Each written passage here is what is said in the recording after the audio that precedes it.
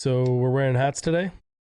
We're wearing hats today. I'm so relieved to wear hats. I said you're allowed to wear Canadian hats. I feel like maybe you just ignored me or something. No, this is North York Yankees, North York, Ontario, just north of Toronto. I don't believe a lot of what you say, but I feel like I shouldn't believe this either for some Would reason. I would I lie to you? No, no, I'd I don't never think you would. I'd never lie to you. I'm nothing if not honest. Yeah, Scout's honor. you could just see it oozing out of him, the honesty Yeah, rolling through but his veins. this is a slippery slope with the hats now because, one day it's a hat, next day it's a hat and t-shirt. After I've expired my 3 button-up shirts that I currently own. Um, I can't keep recycling things or all of our listeners and watchers they're gonna notice. They're going to realize you only have like three looks. Yeah. 3 looks. 3 looks. It's So, very Zoolander. yeah, I forgot about that. What are we talking about today? What are we doing We're here? I we forget. are we are talking about whether or not you should profile your CEO in your marketing, your CEO or your owner in your marketing. Mm, And I think the answer is resoundingly a yes. I Um, guess maybe it depends, right? Depends on how cool they are. yeah, yeah. Like if I was your CEO, I was keep me going in to the just back, keep me in the background. I was Don't going to put use me that as out an there. example. Yeah, that's Yeah. exactly what I was going to say. Yeah, you don't need me out there representing your business. It's the But last thing you need. yeah, exactly. Depends how cool they are. If they're cool or smart, which presumably they are if they're an owner slash CEO, then Yeah, then you should. And I think that applies across pretty much every kind of business in the co-working world. So we'll dive into each of those a little bit more later. But just to give everybody maybe a little overview of what we'll dive into in this one, we'll get into, the question is, should you? The answer is yes. We'll explain a that's the little bit. podcast, folks. That's good. That's it. We nailed it. You This is got the record answer. time. Yeah, it's been nice. 4 minutes and done. It's a um, long time. but, yeah, but we'll dive into why you should. As I said, I think it works for pretty much every type of co-working business. So we'll dive into a little bit about the kind of businesses that it works for. Obviously ROI. We'll talk about why you should do it. Obviously for CEOs and owners too, they're busy. They wear a million hats on any given day. Trying to get your owner slash CEO involved in your marketing isn't always easy. Their time is not always readily available. So we'll talk about how you as a CEO or an owner can make that plausible, feasible, or if you're a marketing manager or some similar role listening to this, how you can get your CEO involved. And then we'll share a couple ideas for how to actually do it at a tactical level. But coming back to the top, should you do it? Yes. You had kind of a good example of, people following people. And I think that's a big part of why you would have your CEO or owner in the marketing mix, is because it helps to humanize the brand. So who are you saying? Like you had a couple good examples. Yeah, there's an author that I've read a book by back to back. I think everyone should read this book if you're thinking about getting more present in your industry or in your business as a marketer or as an owner. It's called Key Person of Influence by Daniel Priestley. And he uses a couple examples. I don't know if it's in the book. I can't remember, or if it's just something he shared on social where, people follow people. So Richard Branson has more followers on social media than all of Virgin. Cristiano Ronaldo has more followers than all the clubs combined. And so really That's it's crazy. it's yeah, it is. And it's human, right? People, they kind of don't want to know what a company does. Like, people will follow your business on social media, but really they're more likely to say like, what's the vibe of this place? And the owner is going to be the one who's going to create that culture, create that vibe, and create that personality. And so definitely if you have the interest to get yourself out there, I think that's a huge factor to take into account here. So yeah, that's all. Yeah. And Key Person of Influence is an awesome book. I'm actually re-listening to that on my dog walks on audiobook. It's just so good. There's so many different elements to it. It's really worth a listen. To Kevin's point, if you're thinking about making yourself more present in the business, or as in the forefront of the business, it's such a good book to listen to. It's actually the first Um, book I listened to back to back. So I listened to the whole thing and then just hit play and start it again and listen to it again. Not like in the same sitting, but back to back. That's how interesting I found it.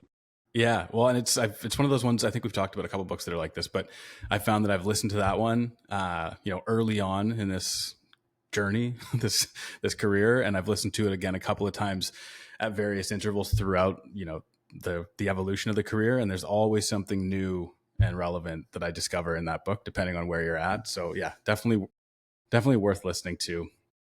But I think to your point, like humanizing, people follow people by putting your CEO, your owner, yourself out there. You humanize the brand. I think in any case, CEOs are kind of the culture setters. I think that, like, especially in co-working, to Kevin's point, where people are looking at a community, not just a space. CEO is the culture setter. They're the person who kind of, whoever the CEO is going to resonate down throughout the rest of the space. So somebody looking at your spaces online, whatever it might be, that they're going to look at, yeah, sure, what are the, the desks, the walls, the amenities, but they're going to look to the CEO to figure out what the vibe of that space is going to be and whether it's going to be for them. Yeah, and also they're the ones to hire people. So the front staff, the community directors, and that kind of thing are all at least the initial ones until you get to a certain size, and then people hire them. But there's that fingerprint. So from your initial hire, and people make culture as well. So from that initial hire, you're thinking, who can I hire that's going to complement me and my vision. And the fingerprints are all over the design of the space and the concept. So it's, you might as well infuse that into your brand too, into your marketing, so that there's a real person, and then that information kind of gets conveyed Yeah. because it's there. I'd rather be not void of you versus just a faceless brand with no human component to it. Yeah, I think it's a great point, and I think there's two elements to that. One is that like great people want to work for great people, and a key element of a co-working business is having great people in your spaces. If you're an awesome CEO and people see that, they're going to be more inclined to come work with you. And then on the other hand, if the CEO is really involved and the brand is really clear, especially for multi-location operators, that will create brand alignment throughout all the spaces. Like every one of your staff is going to understand the brand. They're going to understand, how you operate, and it'll You'll create a little attract bit of uniformity. Yeah, and you'll attract better talent because of it, right? If you're an office business, people may be like, I don't know, do I want to work for an office company? Or but if you're infusing yourself into it, and people can see that there's a real human and a uniqueness and like you said, a vibe and a culture, you're going to be able to get and keep top talent, which is not easy to do without it. So I don't think you can really create a strong brand today. I don't think WeWork would be where it was without Adam Newman charging the way through. And for us in the industry, we know who many of the CEOs of the larger operators are, but the ones that have the strongest brand have the most present, involved CEO in the marketing. So yeah, I think it's a huge factor in all of it. Well, on the flip side of that coin, to contrast that a little bit, like you talk about WeWork and having that, and then if you look at some of the other maybe larger international operators whose CEOs are not as involved in the marketing, there is no person, no face behind that brand. You said this to me when we were talking offline about this. Is like, what does that make you feel about that brand, right? Is it kind of maybe feels like just a faceless brand that's just office space? There's, you don't connect with it in the same way, even though it's global. Maybe not having that person tied to it or behind it kind of maybe detracts. Yeah, I mean, it's when you think of a brand with no people, you're just like, what is this business about? Like, think of your bank or something. Like, if yeah. Anyway, bad example, but I do think it's a big factor, and I think that's what people can rally behind, and that's really what infuses it with life. Because when you think back to the first co-working space that you open, you're really breathing life into it, and so that's you infusing it with interest and building energy, and So I think as you get bigger, it might be harder to stay involved in marketing, but that's really when you need it most, when you need that driving force behind marketing, because it's the most important, obviously in our biased opinion, the most important. I think all things are downstream of marketing. And so to get you as the owner in there and to stay present gives it a sense of, who is this company? Who's this brand? What are they about? What are their values? And are they going to stick around? Right? Like, would WeWork be the same without they had co-founders, but without Adam Newman to say, like, here's who we're about. Here's what we're trying to, you're a big mission, and really rallying investors and employees and all kinds of people to do their best work. And they did a great job. Unfortunately, there's a lot of issues with that business, but I think it's critical. And yeah, so where are we going next with this, Taylor? Well, I think actually on the flip side of the coin of what you're saying, what we've been talking about so far is great if you're an operator, single location or multi-location. But as we know, that's not the only type of operator or business in the co-working world. You've also got, like expanding operators that are looking to grow rapidly. You kind of alluded to that with investors and things like that, but you've got, operators that are looking to grow, looking to, sell management agreements. There's franchisors. There's even service providers and consultants. So we were talking about it from the perspective more of being an operator and selling your location, your services to members. There's also the flip side of that coin, building credibility for yourself and your business as a CEO, showing the validity of what you're doing. If you're selling a management agreement, you want people to see you, to trust you, see your track record, to understand who you are. I have an analogy because we like analogies, and I kind of had one Me? come to mind. Yeah, I had one come to mind the other night that maybe might help bring this to life, or it'll be totally dumb, but you can let me know which one it is. I have a feeling I know which one it'll be. If it's terrible, we can edit it and post. No, we won't. We'll make sure it stays in. We'll leave it. Okay, so look, I'm like a complete nerd with shows and movies and stuff like that, right? And so I stumbled on this show called The Day of the Jackal, which I absolutely loved. It was awesome. If you haven't seen it, check it out. And then I also stumbled on another show called The Agency. Both of these shows are super similar, really high quality. They're both like spy thrillers set in Europe, right? Like they're really good. They're very similar in a lot of ways. But I absolutely loved Day of the Jackal. And I think a big part of that was because in the lead up to watching it, I saw trailers, I saw interviews with staff and cast and directors. I got like stuck into the cinematography behind it. I got stuck into the technical elements, like how they shot certain scenes, all the production that went into it and all those kind of things. Whereas The Agency, I never saw a commercial for it. I stumbled across it on whatever platform it was. And to me, I feel like that kind of brings to life why you need to have a face, some expertise behind a brand, especially if you're selling, management agreements. Like if you're constantly out there, people are bumping into you, they're seeing the technical aspects behind what you do, they're seeing all the work that goes into what you do, that kind of thing. It makes it easier to connect with you. All that stuff made it easier for me to connect with the show and get excited about the show, even if there's two shows where all things are relatively equal in terms of quality, in terms of the type of story it is. But I got stuck into one because I got so invested in everything that surrounded it, right? Yeah, I mean, you've got Ben Stiller is the director of, and I don't think he's a writer, but he might be producer of Severance. Have you seen Severance? Yeah. And so like Ben Stiller is out there breathing life into this project as well as one of the lead kind of most popular roles. Obviously, it's an Apple production, so I assume he's just maybe the director. Don't quote me on that. Yeah, I don't think he's in it.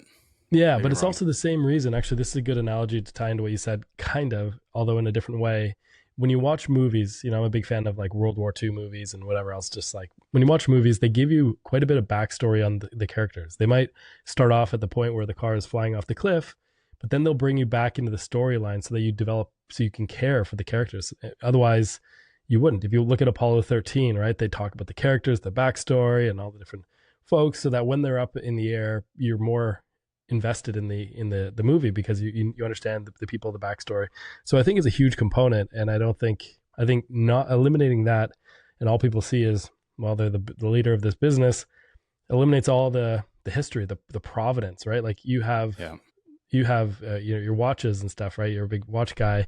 Like how much does provenance matter when it comes to the value of a watch? If it was worn by, like in Seinfeld, John Boyd's car, like and I don't know if you remember that, but like the story and the history adds value, especially in this world of AI and all this other stuff.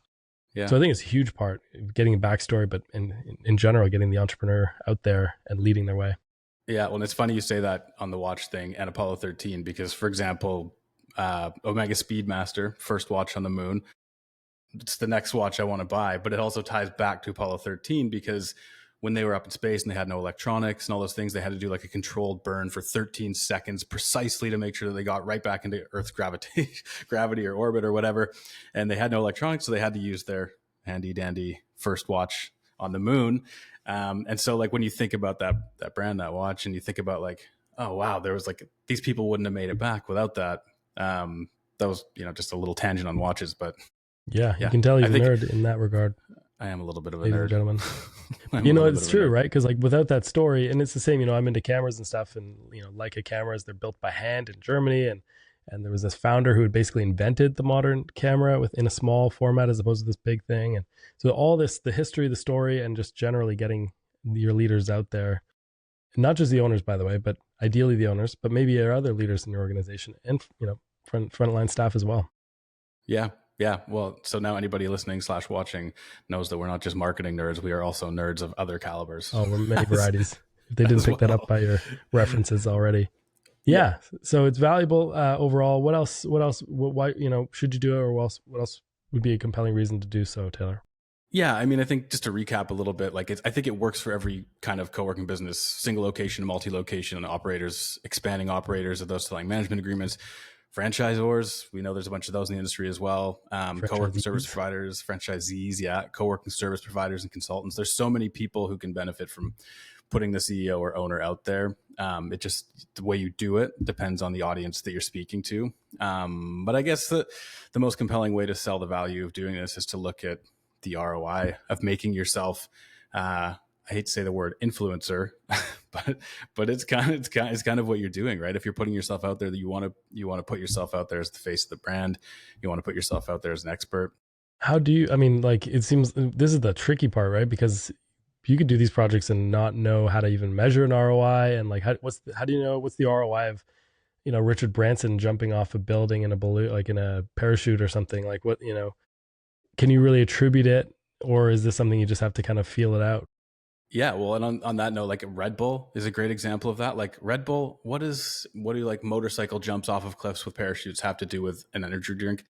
Nothing really, but generates huge visibility for the brand, and that's kind of what the brand is now tied to. So I think when you're looking at the ROI of putting yourself out there as a CEO or as an owner, like anything in marketing, like we've talked about this, there's tangibles, there's intangibles, right? Like things that have value that you can't necessarily put your finger on, but there are tangibles, right? You can measure conversions, whether it's leads, new opportunities, whether those are new members coming through your door, new tours being booked, or if you're selling management agreements, it's new landlords reaching out and getting in touch. So there's quantifiable things you can do if if you have gated resources. And we'll dive a little further into the tactical how-tos, but you can measure things like downloads of resources that you've created, views, engagement on social media, open rates and click rates if you're doing email marketing, engagement, like higher traffic on your articles, backlinks and SEO. So there's tangible things that you can measure. There's also things that might be a little harder to measure, right? More referrals. If somebody has a great experience in your space and that space is kind of driven by you being the face of it, or the culture is driven by that, and you get a referral, is it easy to pinpoint that? Not necessarily, but does that mean it's not valuable? No, it's definitely valuable. I think we talked about internal alignment and brand consistency. It's maybe a little bit more challenging to measure that. How do you determine whether new staff is coming in partly because they think you're an awesome person to work for and the company's a great place to be? Harder maybe to quantify, but yeah, like just the emotional connection that people forge with your business, which, as we know, people, what's the saying? People purchase on emotions and buy with their wallets, or something like that. No, they buy emotionally and justify with logic. That's the one. Yeah, Yeah, but people that's why buy. I'm here. Thank you, thank you for that. But Fact check. people buy off of emotion. So how can you quantify Yeah. that? The value of that connection. Yeah, and I think part of it is you just like, so you mentioned some good points. Maybe retention is in it, but the real thing is like it's really really hard to quantify stuff, and that doesn't mean you shouldn't do it. I think we were kind of lulled into this feeling like we can, everything should be attributable, everything should be trackable, everything should be quantifiable, every input should be verifiable, and we just don't live in that world. A lot of people are doing business based on gut feel, and likability is a huge factor, and alignment of identity, right? Like, and so putting yourself out there, you kind of create a connection to people. It's like when you know the owner of a restaurant, you're way more likely to be loyal and be a patron of them, and like maybe promote them and talk about them, Mm-hmm. especially if you can rally behind an idea. Whereas if you don't, you're just like already loyalty is a very finicky thing. But when you're not, when you don't have any affinity toward the owner, you're kind of just you're not at all likely to champion these things. So I think affinity is a huge thing, and loyalty. Yeah, and it's true that not everything that matters can be measured effectively, but that doesn't mean that you shouldn't do it, right? I mean, what profile building is massive, and it's not always the how do you tell, how can you measure if your profile is getting bigger? How can you tell if you're getting more notoriety in your industry, or measuring or getting more trust? How do you measure that?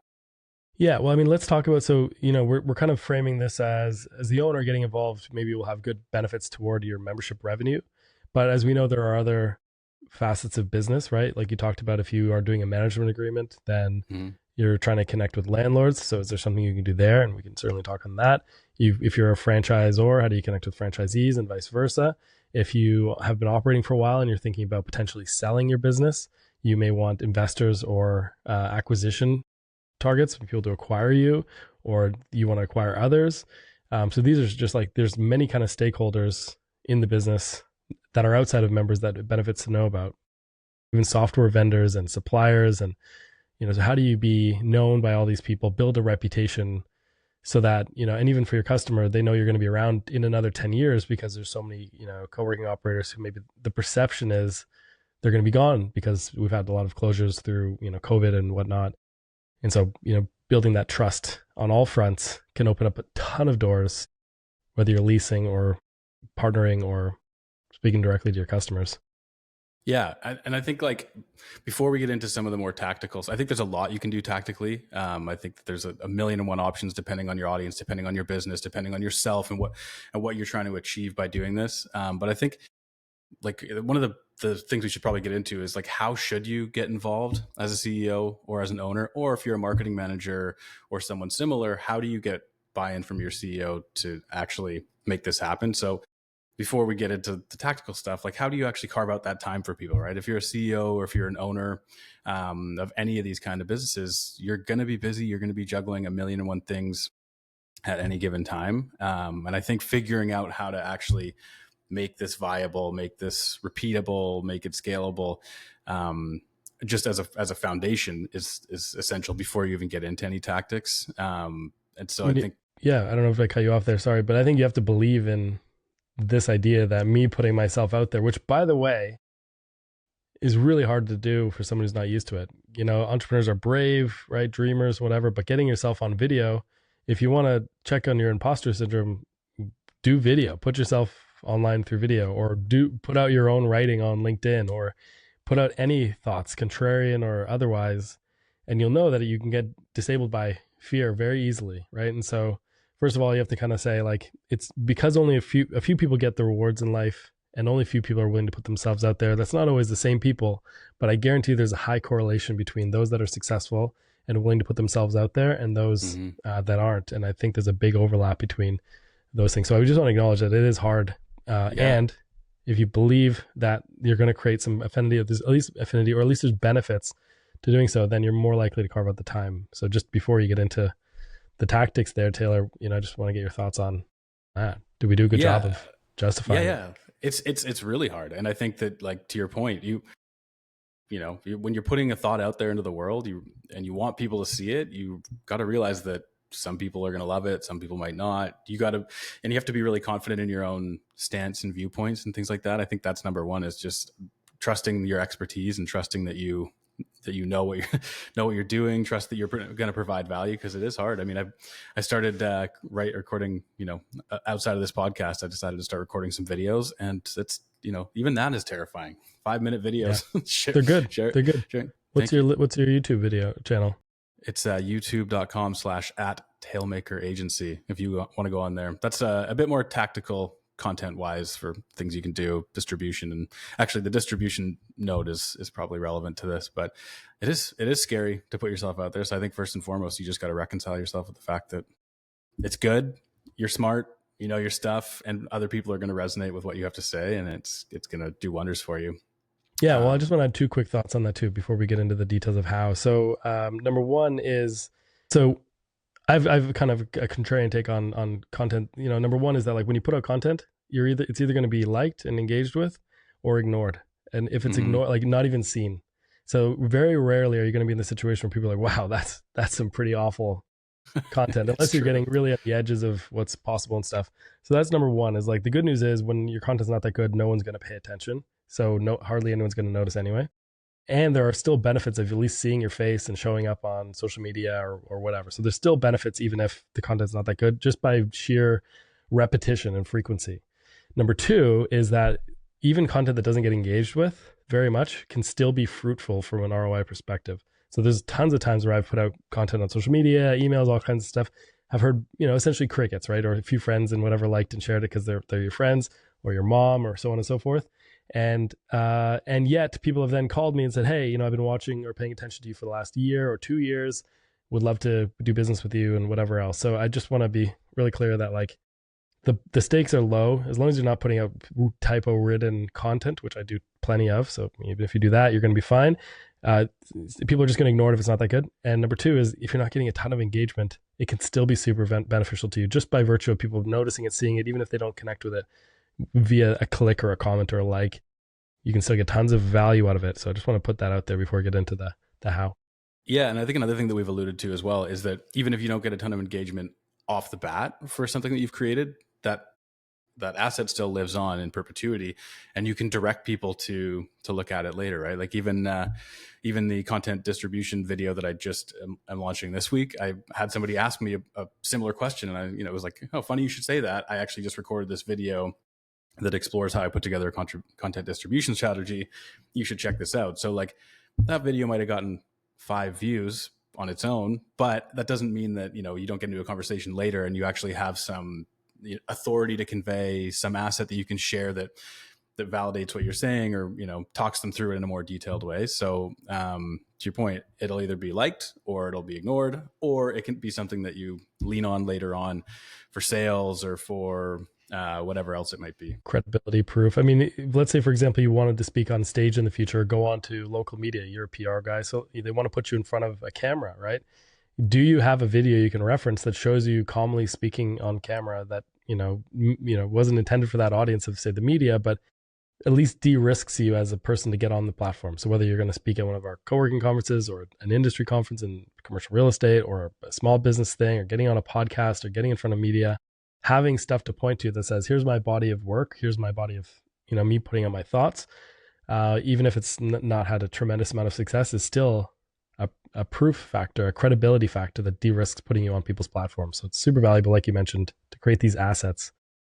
And we can get into those. Yeah. There's a saying, I can be Googled, therefore I am. Same Right. same kind of thing applies, even if it's not Googling. If you need to have a digital presence, and creating assets like this lets you start to build one.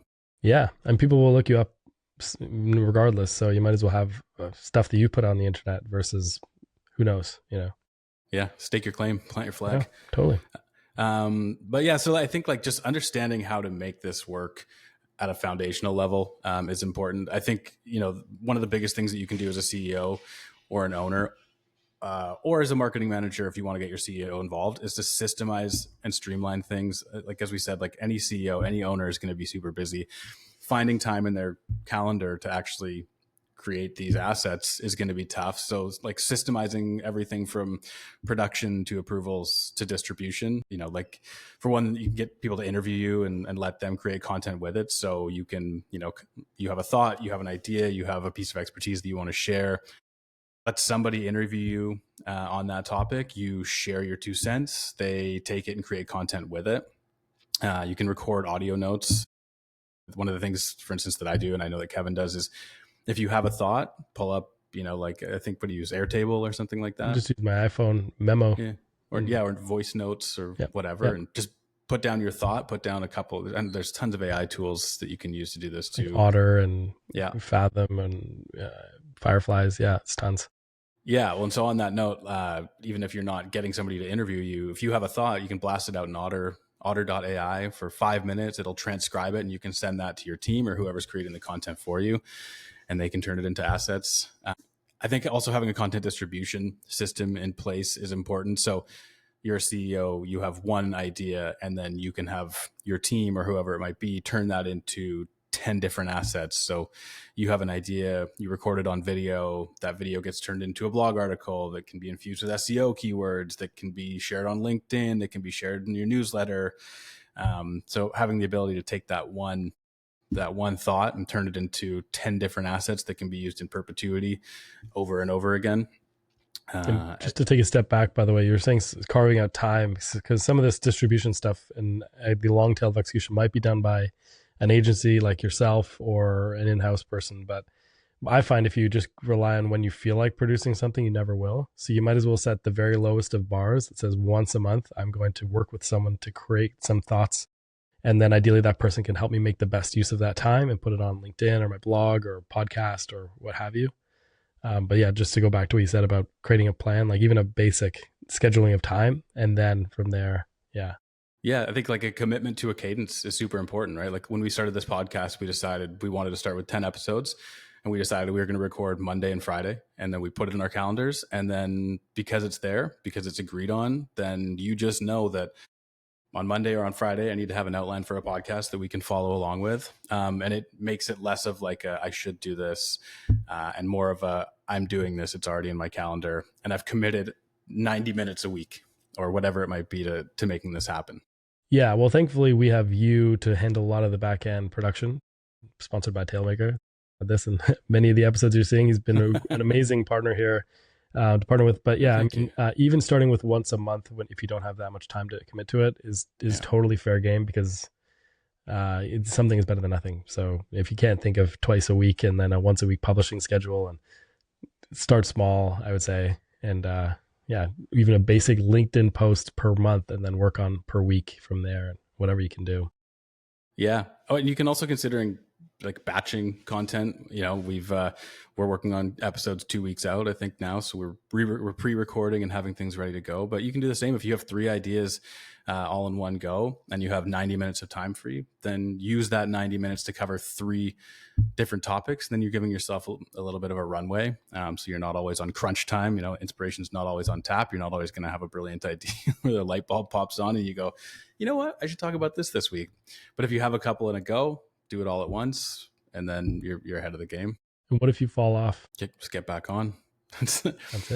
I mean, there's really, that's all there is to it. And I think that comes down to understanding the ROI of why you're doing it. It's like if you've committed to it and you fall off, it's okay. Just get back on. I've had periods of time creating content where I fall off for 6 weeks, and then I'm like, oops. I had 1 week where I didn't have anything to talk about, and then that spiraled into 2, spiraled into 3. 6 weeks later, and then it's like going to the gym. It's like you fall off from the gym, and it gets exponentially more difficult to get back in the gym. But ultimately, there just comes a point where you just go, all right, back to it. Yeah. I think it was James Clear who said, like, or maybe someone else, or maybe there's a common quote, but it's like, don't miss twice. So if you're going to come up with a cadence, it's fine to miss one, and then just pick right back up on the next time. But if you miss twice, then you're on that slippery slope down to never doing it again. Yeah. So that's a good rule of on thumb. the flip side too, like I hate to say that I used to do Ironman, but I used to do Ironman. You're still an Ironman. Shout out to Kane Wilmot, who is like an incredibly fast Ironman, and I don't even hold a candle to him. But one of the things that I learned in that also is when you're training like 8 times a week, like 6 days, 8 sessions, and there's this natural urge to, like, if you miss one training session, then you're like, I'm going to double down the next day and I'm going to do 2 the next day. But psychologically, I've done a lot of reading on this. If you miss one, it's actually, you're better off just to skip it and carry on with the next one. And I think it's the same with like, if you miss a moment to create whatever, marketing materials you're going to be featured in, don't try to double down on the next one. Just move on to the next. Because if you start to stack up, like, okay, well, now I owe 2, then you're going to owe 3, and you're never going to get there. You're never going to catch up. Should you make a big announcement and say, hey, sorry, I missed a week, I'm back now? Or should you just proceed as planned? I would just proceed as planned. I mean, I've done a big announcement, honestly, and I just don't think anybody noticed. Like, sad part is don't notice. Yeah. Well, people are getting a lot. Like, people are getting a lot they're getting a lot in. And so when you stand out, it's great. But then if you fall off, I don't think it's something where, unless you're really good, and then people are like waiting for your content, that's probably like the promised land. Yeah. If we missed a podcast, I don't know who would notice, but I think I don't know. Our moms. Unless you're our moms. Actually, that's so funny. My mom responded to my email that I sent this morning about our last episode, saying it's really neat, even for people who aren't interested in co-working. So my number one fan noticed. She's Thanks, great. Mom. Yeah. But yeah, so I mean, I think you just got to create a cadence, carve out set amounts of time, and just stick to it.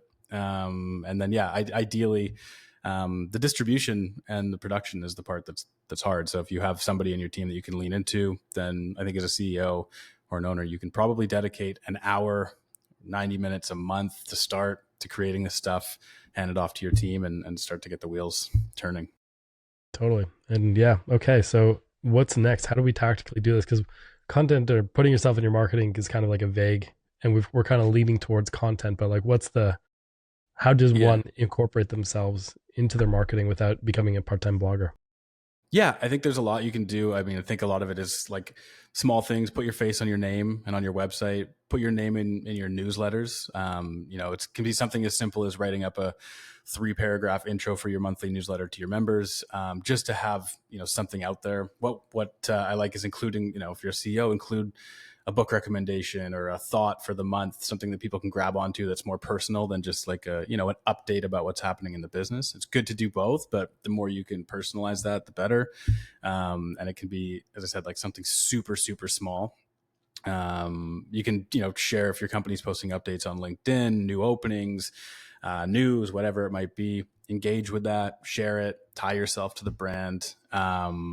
You can start by writing, thoughts about your point of view on the industry, whether you're an operator, looking to bring in new members, or you're an operator looking to sell management agreements, whatever it is. Share your point of view. Doesn't have to be long. Actually, oftentimes shorter is better.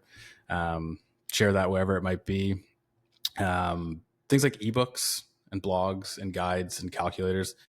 These things are a little bit more involved, but they're high value and they're a great way to get people engaged. We work with launch workplaces.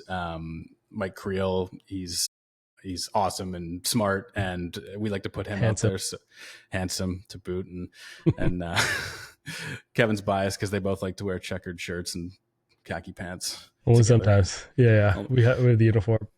Yeah, only sometimes, but we work with launch, and Mike has his brilliant ideas, ideas and thoughts that are relevant and interesting to landlords. And so I speak with Mike once a month for 30 minutes. He shares his 2 cents with me in an interview. We create content around it. We turn that into a number of blog posts, which then become an ebook, which we put behind a paywall so that Email, landlords. a free Pardon me? email, like a free email opt-in. Sorry, that's what I Yeah. meant. Yeah, an email Yeah. opt-in. So if a landlord discovers that one of those articles online, they stumble across the ebook, they opt in with their email address, and then that email address goes to the sales team. That's a really low investment of time for Mike, but it can have really big payoffs just by him sharing his thoughts and expertise. Yeah, just on that note, like if you think of content or other of marketing, right? Especially as the CEOs getting involved, if you think of it as like creating assets, so like creating those blog posts now get ranked in Google when you search for management agreements or co-working related terms, that kind of thing. So you're getting organic traffic from an audience that's maybe that has a building and wants to partner with someone or is considering getting into the flex world. And so, you just get like, every piece of thing you create, and we re-recorded a podcast because the audio came through my AirPod, because we're thinking in terms of how do we create an asset, something that's going to work for us for a long time that we can reference to, point back to as authoritative, evergreen, and that will drive results for you in the future. As people in the beginning, you won't have maybe many listeners to a podcast as an example, but then you create something that people can binge backward on and go and find later on.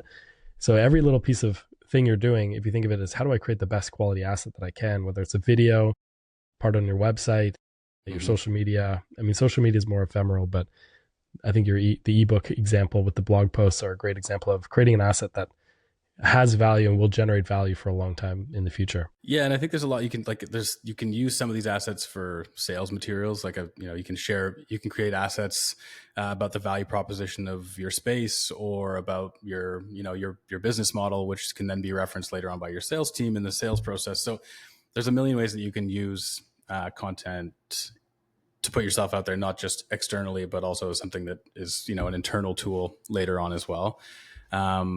I personally think video, if you're looking at LinkedIn's becoming more and more of a video platform. So recording yourself not only like personalizes the brand, puts your face out there, makes you, humanizes you a bit, but it also caters to some of these platforms. It's digestible for people. And it's pretty low investment of time. You can record a 5-minute video to put out there, and unless you take 14 takes, like I take a lot of the time, it's a Not pretty. me, just one bad take and this thing's going out live. I actually recorded a video the other day where I went, I'm going to see if we can get this in one take. It was 14. You I had got to it on the 14th take, and I used it. I used the teleprompter feature to make sure that I got it I right. saw you. Your eyes were like this. So the thing about the thing is that, but then you deviated from I think you just started with the teleprompter. It was the intro. The intro. Yeah, I could see your eyes. Yeah, I've been called It was out smooth by though. The words were good. The I've words been are great. called out by every single person who's watched it. Like, hey, do you think you could make the copy on your screen like slightly smaller so that you're not like scanning back and forth?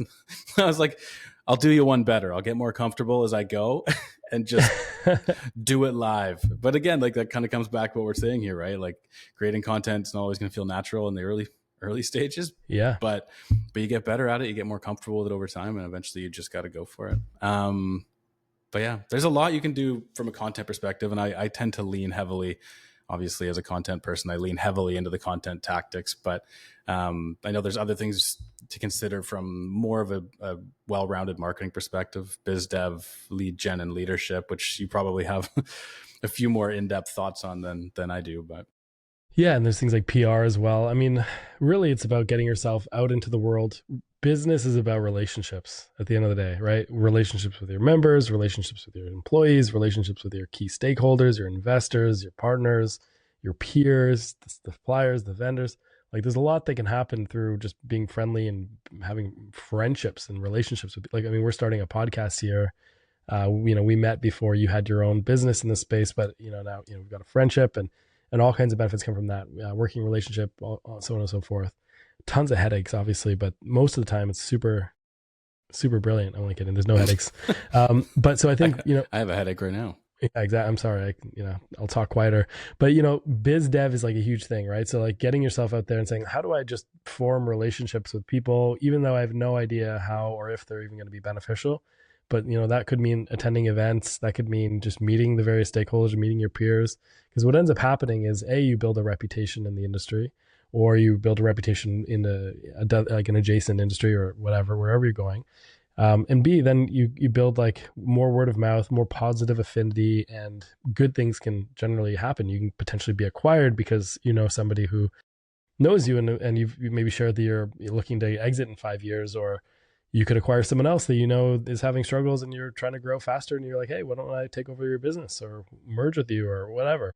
And so there's tons of benefits, or you can get better potentially deals on software if you're familiar with the team over at these companies. And there's so many different advantages to just building relationships in the entire ecosystem, not just with your customers, but with the entire ecosystem as well as your local business community. Yeah, I think not to cut you off, but I also think that particularly in the co-working or flex industry, it's a smaller industry. There's not as many people in it, and I've found in like the 7 years that I've been in this industry, compared to the 8 years that I was in PR before, I think the relationships in this industry are even more important of a factor than they are maybe in some other industries. Like being in PR, I knew a lot of people, but it didn't really serve me as much as building genuine relationships with people in this industry has. So I think especially for a CEO or an owner in the co-working or flex industry, the building those relationships is so crucial. Yeah, like I was talking with one of my clients at the recent Juicy event, and I was like, I don't know how to quantify it, but you being at these things, and I've heard people talking about your business, and you do have a positive reputation. You being at these things do pay off, and you really never know how, when, or what is going to pay off, or what benefit you're going to get. Sometimes it's just sharing information. So one of the things I'm doing is starting to consolidate a few different operators' KPIs, their marketing KPIs, which by the way, go to episode 2 for that to get all the download on that. So that we can begin to share and say, like, what's the data telling us? Or what trends are we seeing? And are we seeing the macroeconomic implications of what's going on in the world impacting lead flow on a monthly or quarterly basis? Or is it just me that's suddenly seeing leads dry up or get more expensive? Or is it so on and so forth? So, you get benefits of sharing knowledge. That's the one thing about this industry is people are very generous with their knowledge.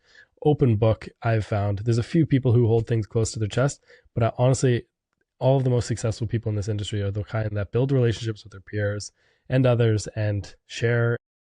So there's just a ton of benefits that can come in terms of knowledge, opportunities, relationships, savings. And so, because you don't want to be doing stuff alone in any business and figuring it out on your own, because that's kind of a recipe for A, hard mode, and B, inefficiency. I like hard mode. Well, as Don't a former Ironman, I'm sure you do, but there's don't no way work to in run a business. Oh, I don't mean I like living in hard mode. I mean I like the term hard mode. Like don't be in Okay. hard mode. I I like like the that. idea of hard mode, like David Gogginsing my business, but I think this is just not necessary. I'd Yeah, rather be maybe. going downhill and just kind of steering the ship than cutting through thick bush, in the Amazon jungle. Okay, we're done for the analogies today. We're done with the analogies today. Steering the ship downhill or cutting Yeah, cutting yeah. through the Amazon. Did I say steering the ship? I Maybe I think you did. said steering the ship downhill. I think honestly, maybe Ships what don't we go need to downhill. So that was a terrible ideally analogy. not. I think we should probably do at the end of our first 10 episodes, we need to do an analogy breakdown that we can share. Summary. Yeah. Yeah, like here's everything, every analogy that you might have missed if you haven't listened to episodes 1 through 10 of Two Marketers in a Co-working Podcast. Yeah. Yeah. Yeah. I, If I nothing like it. else, you'll get a bit of a laugh out of some of these analogies. Maybe some of it will stick. We throw enough Yeah, spaghetti at the wall, if you will, something will stick. some of the spaghetti, a couple noodles will stay on the wall. Yeah. Yeah. There it is. Ching, that's That's another it. one. Add it up. Take that to the bank. So that's biz dev. So I think Yeah. biz dev is critical, even if it doesn't directly interface with your end customer. Because that's what people think when they think of marketing is how do I get in front of my end customer and get some more of them and build relationships. But it's a whole ecosystem that you can benefit from. What else? What else can people do to infuse themselves? So leadership. I think we have a note in this outline here about leadership. I know, as a CEO or an operator, you're probably busy. You don't necessarily have time to learn a new skill set, which is why you hire people to handle it for you.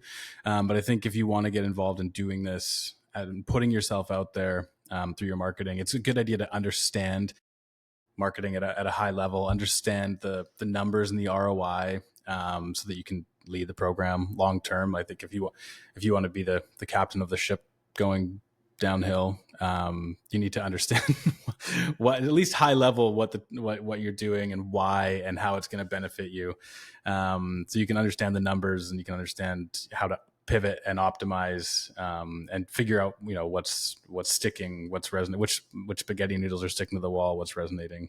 Yeah, I mean, just generally knowing how to drive the ship, Up or downhill. is a good skill. Up or downhill, exactly. In uphill times or downhill times is a good skill to have, because at the end of the day, people are going to come and go. You're going to have agencies and employees and freelancers and whatever consultants coming and going, and you have to be the center point of truth that goes, okay, as things turn over, how do we create more continuity? And so if you go back to episode 3, we talk about the execution and how to keep things organized and systemized. But that's going to be ultimately you that says, I'm the continuity. I gather all this information. I've got the most information about my business, at least, as people come and go. And I have to understand, okay, here's how we operate. We operate with systems. We operate with a clear way to document our projects. We operate with these suppliers, and I know who they are, and I know how much they cost, and I know who's good, and I know who's not great.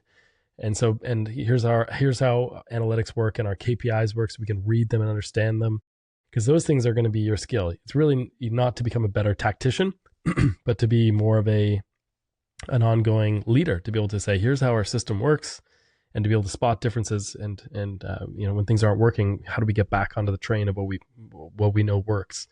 And so it's really critical to not abdicate marketing. You can never make it someone else's job, even if you have an in-house employee or you've delegated it to someone. You really have to know how the parts work and how to read the tea leaves, if you will, on your KPI sheet, how to understand what's happening at a quick bird's eye view, as well as many details as you can long term. Read the tea leaves. I got to start thinking in analogies more. I think that's a distinct skill set that you have, that sometimes when we're recording, I forget that we're recording because I'm listening to your analogies and I'm like, I'm in it. And then I snap back and I'm like, oops, wait, say something. Well, it's how you viscerally learn something, right? When you can bring it to life with examples and ideas and use words that, I'm not trying to neurolinguistically program you or anything, but I want things to stick. I'm throwing spaghetti at you. I want them to stick. So hopefully these analogies make sense, but they're valuable skills. One of which is analogies. No, I love it. It's something I've always found when you're like giving talks or whatever it might be. The analogies really work, and then they stick in your brain. That's why every episode title so far has been an analogy. Analogy soup, yeah. It works. Is there anything else that you wanted to add on that? I feel like we've covered a lot. Is there anything that you think we missed that maybe I'm not thinking of here? Yeah, I mean, I think, one thing we potentially didn't really talk about as well is like brokers as a whole category. I think, see, it's easy to do a bunch of stuff when you're at one or two locations. You build relationships with your local brokers. You bring them that stuff. You shake hands. You kiss babies. You do all these things. But then eventually, as you scale, it gets really hard to do the same things. It's not scalable. And yet, a little bit of that can go a long way. Even lead gen, right? Like, is there a way to infuse you into your ad creative or a video on your homepage that really sets a tone and creates, a relationship, at least a one-way relationship? Because at the end of the day, people want to work, like we mentioned before, in a place where people like us go to work. And a lot of what the culture is and the whole concept of the space is really framed by the owner who designed the space, who breathed life into it. Their fingerprints are all over it. So you might as well put yourself out there and then set the tone, and bring more of a birds of a feather. Even though there's diversity, we want people who have a common ground, if you will. And the owner's the best person to do that. So lead gen would be the other thing.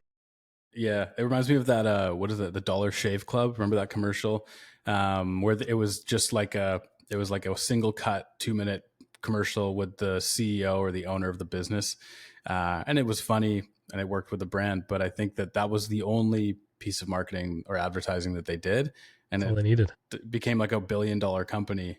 So obviously, you can't expect that to happen for every business, but it's a good example of lead generation. If you put yourself out there, and you're in, you put yourself as the face, that it has had, made a lot of companies very successful.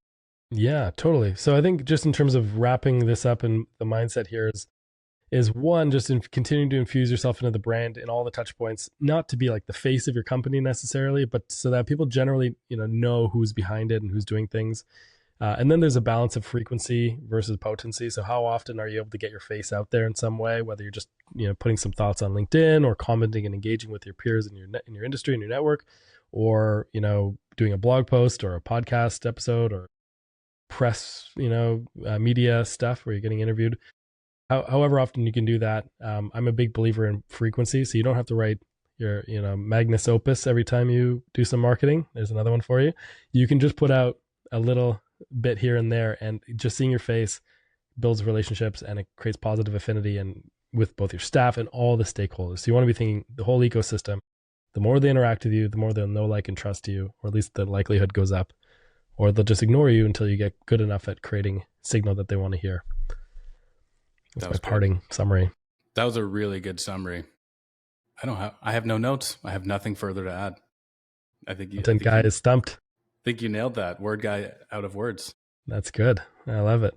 I like it. Well, you want to run us home on this because you're significantly better at the closing arguments than I I am. appreciate that. Yeah. So in closing, I think YouTube is where we want you to go. So if you're not on YouTube, check us out, youtube.com/at coworking marketing. You can also download the resources from this episode and others, not so much this episode, but others. We've got a KPI sheet, my operating system document. You go to coworking.marketing/resources and you can get on our joint mailing list. We haven't used it yet, but you can download there's a Google Doc that has our resources from these shows. So you can go in there, as well as you can listen to us on all your favorite podcast players. Coworking.marketing/subscribe has links to all of it. You'll see it all in the show notes, and you know where to find us. So I won't go and pitch our services to you, but that's all I got for you now, Taylor. Flawless. That was a flawless closeout. Well, this has been fun as always. Appreciate it, and catch you Friday for the next episode. Catch Keep reading everybody the else next teleprompter. week. Yeah. I will do. Thanks, man.